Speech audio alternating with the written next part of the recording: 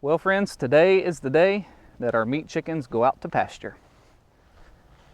First we got to go get their pen ready and figure out where we're going to start them, which is probably pretty close to where it's at right now. It's still getting up close to 100 degrees every day, which is only going to last for maybe another 5 or 6 days, and then it's supposed to start cooling off because fall is just around the corner. But meat chickens are very hot-natured birds. They cannot handle the heat like normal chickens. So we are not going to run them in the same path we did in the spring. We're going to go ahead and run them over here along the shade trees along the fence line. All right, first thing I want to do is get this turned around.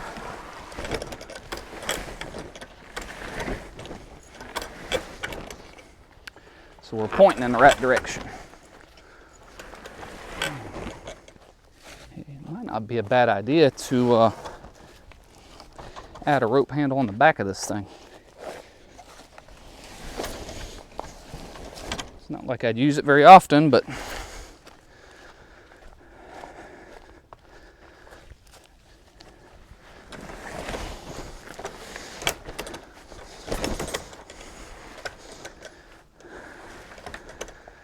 all right.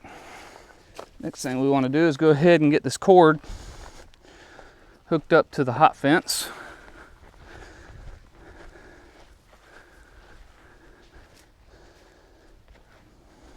There's really nothing fancy to this. It's just a matter of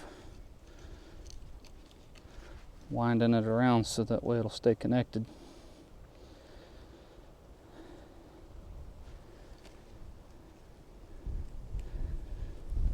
There's a nice breeze blowing today. It sort of feels like you got a hot hairdryer blowing in your face. It's not all that refreshing.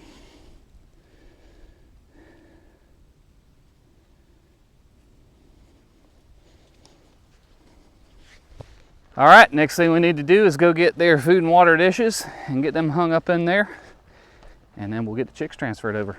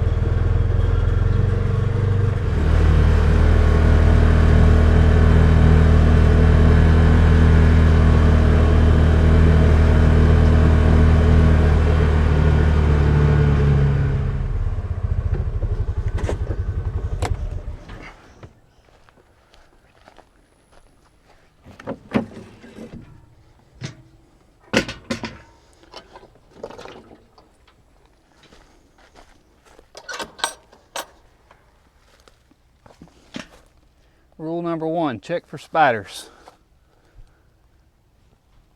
Because Justin and spiders do not get along.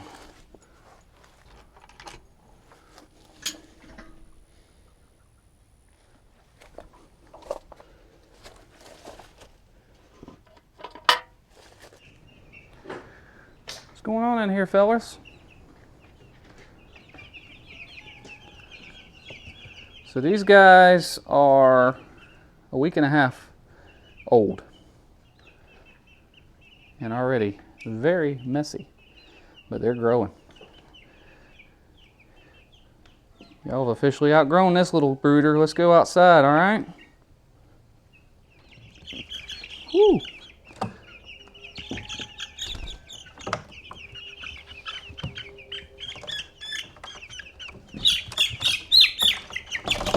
All right, you're not a flying bird, so don't even act like that.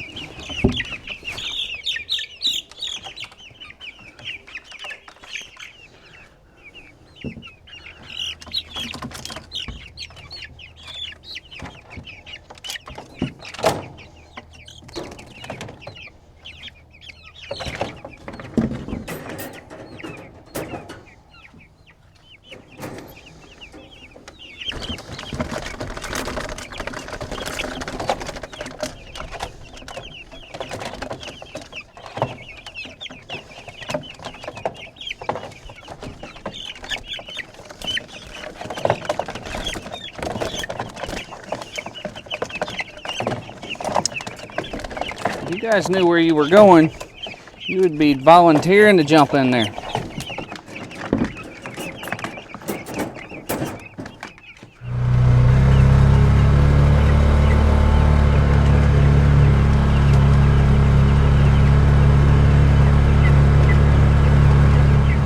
It's amazing how fast these things grow. They're definitely ready to come outside. All right, boys, and probably a few girls. Let's go check out your new home.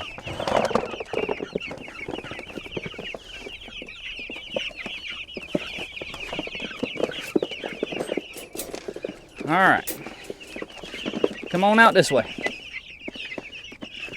Come on, there you go.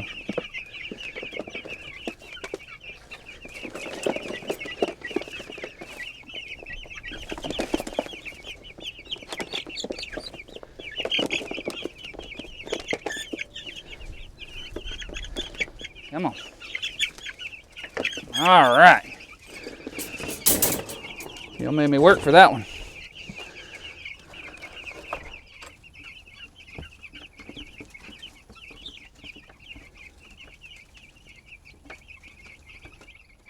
Well, they are adapting quite well to their new environment.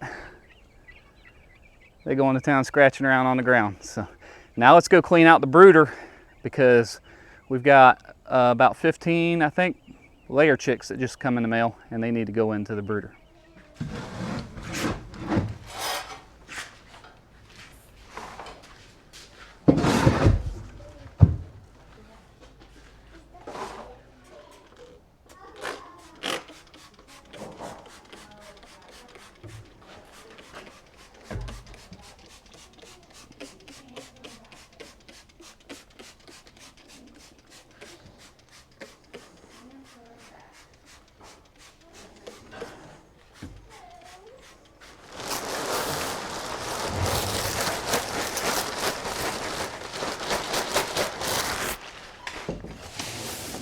Hey bud, close that down.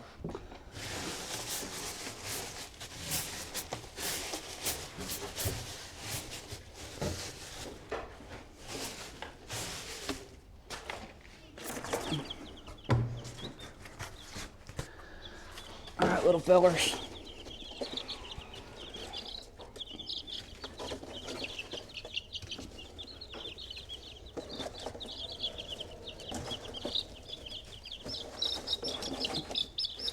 So there's 16. These are little barred rocks and white leghorns.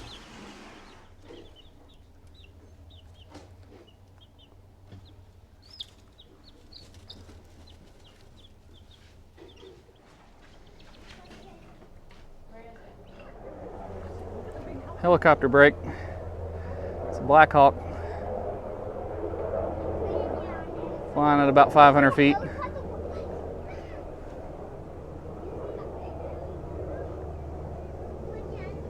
Did you see the helicopter? Yeah, she's like, look at the mom!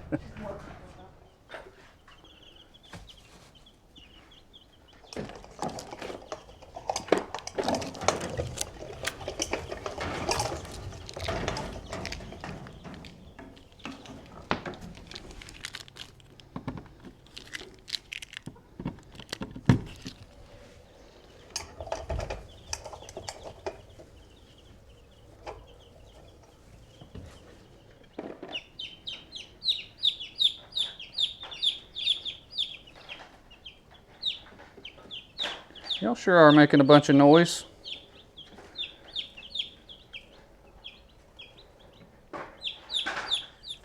I'm going to go ahead and bring their old water dish and put it in, just so they can get used to drinking outside, because it's a whole new environment for them, and I don't want them to, because they're attracted to the red and the galvanized. They might not take a liking to right off the bat. So I'm gonna put both in here so they can get used to it. Well, it's exciting having broiler chicks on pasture again. It's been several months, and we've been eating and enjoying the ones that we grew in the spring. And that was our first time growing the Cornish cross for meat.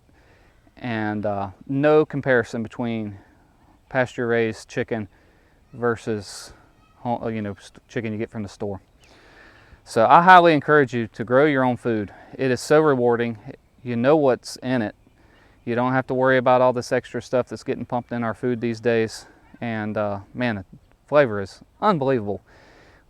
Our favorite way to cook the chickens is whole chickens in the oven, cooked on low heat for about 6 or 7 hours, and seasoned with garlic, salt, and rosemary, and a little bit of thyme. Both of those, rosemary and thyme, fresh from the herb garden. And you want to talk about amazing. Man, it makes my mouth water just thinking about it.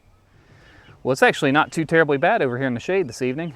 Nice breeze blowing, it's starting to cool down a little bit. So all of the chickens are getting settled in.